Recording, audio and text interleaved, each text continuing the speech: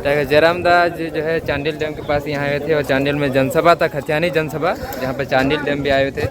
ऐसे दादा सबसे पहले तो आपको जोहार करते स्वागत करते हैं। चांडिल डैम के खूबसूरती के बारे में तो हर कोई बात करते हैं, यहाँ पर घूमने आते हैं, एंजॉय करते हैं, समय बिताते हैं, लेकिन इसके पीछे का क्या जो है त्याग रहा है, क्या कुछ रहा है, इसके बारे में कोई बात नहीं करते। क्या समझते हैं, यहाँ पर आए देखें? देखिए, जहाँ तक हम लोग भी चांडिल डैम किताबों में पढ़े हैं, निश्चय ही बहुत खूबसूरत दिखता है। इससे बहुत मन कार्य भी होता है, लेकिन जो वास्तविकता है इसके पीछे त्याग जो छुपा है, 116 गांव विस्थापित हुए हैं और आज भी बहुत सारे परिवार ऐसे हैं जिनको जो सरकार का जो तैयार हुआ था मेमोरेंडम, जिसके तहत उनको 25 डिसमिल ज़मीन देना था, रोज़गार देना था, मुआवजा देना था, आज भी बहुत सारे परिवारों को नहीं मिल पाया है।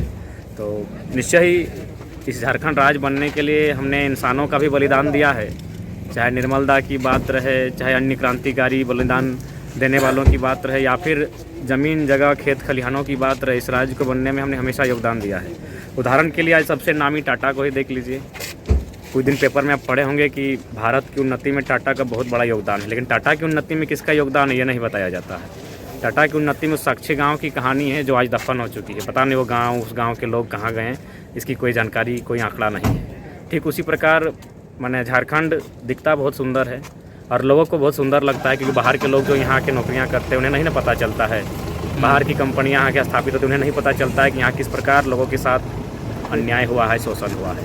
उदाहरण के लिए सरायकेला ज़िला है, यहाँ के लिए 10,000 फैक्ट्री है, लेकिन यहाँ के लोग बाहर खटने के लिए जाते हैं। कोई गुजरात, कोई कन्याकुमारी, कोई महाराष्ट्र। तो कहीं ना कहीं जिस उद्देश्य के साथ झारखंड राज्य का गठन हुआ था, हमने बहुत कुछ दिया। कहता है कि एक देश को हमने बहुत कुछ दिया, राज्य को हमने बहुत कुछ दिया, लेकिन राज्य और देश ने हमें क्या दिया, ये बहुत बड़ा प्रश्न है।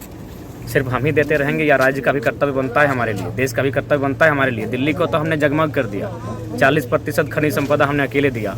हमारे खनिज संपदा से दिल्ली जगमग है, हमारे खनिज संपदा से महाराष्ट्र, बम्बई जगमग है, कलकत्ता का बिजली जल रहा है, बांग्लादेश का बिजली जल रहा है, लेकिन हमें क्या मिला, ये बहुत बड़ा प्रश्न है। तो इसलिए आज ये जो नया आंदोलन झारखंड में आप देख रहे हैं, उसी शोषण, वंचन, प्रताड़ना की कहानी है। अगर हमें अधिकार मिला होता तो हम छात्र हैं, 1 साल पहले हमें कोई जान नहीं रहा, लेकिन आज अगर कोई इस आंदोलन में भागीदारी दे रहे हैं तो इसका कारण यही कि कहीं ना कहीं हम लोग शोषित हैं, वंचित हैं। हमारे अधिकार को हमसे छीन कर किसी और को दे दिया जाता है। विकास के नाम पर हमारी हज़ारों गाँवों को उजाड़ कर मुट्ठी भर लोगों को दे दिया जाता है। उदाहरण के लिए आप देख सकते हैं, गोड्डा में अडानी का प्लांट लगा है, वहाँ बिजली बनेगी, किसके लिए बनेगी? बांग्लादेश के लिए। हम ठेका लेके रखे हैं, ज़मीन हमारी जाएगी और जाएगी नहीं। हंसी खुशी हमने ज़मीन नहीं दिया है वहाँ। चूँकि अडानी मोदी जी के प्रिय भक्त हैं, तो मार पीट के गांव वालों से ज़मीन लिया गया है। अडानी साहब वहाँ फैक्ट्री लगाएंगे, बिजली बनने वाला है, शायद काम स्टार्ट हो चुका है और बिजली जाएगी, 100% बिजली बांग्लादेश जाएगी। तो यहाँ पर काफ़ी सारे लोगों से मिले, उन लोग बोले कि यहाँ के जो हम लोग विस्थापित हैं और जो है रोज़गार भी अभी नहीं मिला है उन लोगों को। तो इसके लिए निश्चय ही यहाँ के लोगों को एक मैंने बहुत बृहद आंदोलन की आवश्यकता है। और ऐसे भी मेरा मानना है, ज़मीन के बदले ज़मीन सबसे प्राथमिकता होनी चाहिए, क्योंकि गांव वालों बहुत सारे लोग हैं, 116 गाँव मायने यानी गांव के गांव बर्बाद हो गए, किसी का 4 एकड़, किसी का 5 एकड़। तो 25 डिसमिल का जो प्रावधान बना था, उसके तहत तो वो प्रावधान जो तैयार किया गया तो वो अभी पूर्ति और मैंने फुलफिल नहीं किया गया है। तो इस कारण मुझे लगता है हमने बहुत कुछ दिया है, अब देने की बारी नहीं है, अब हम लड़ के लेंगे।